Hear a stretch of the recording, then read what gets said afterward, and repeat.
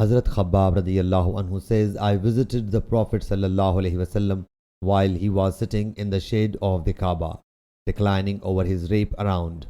In those days, many atrocities were committed on us by the polytheists. I submitted, why don't you pray to Allah Jalla Jalaluhu?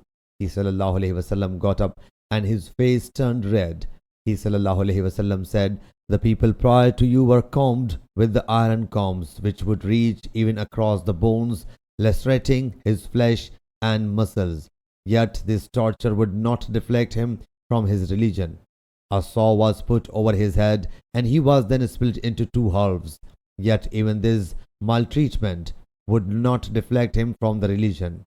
And Allah Jalla Jalaluhu will definitely complete this religion, and a traveler will travel from Sana to Hazarmaut, fearing none saves Allah Jalla Jalaluhu.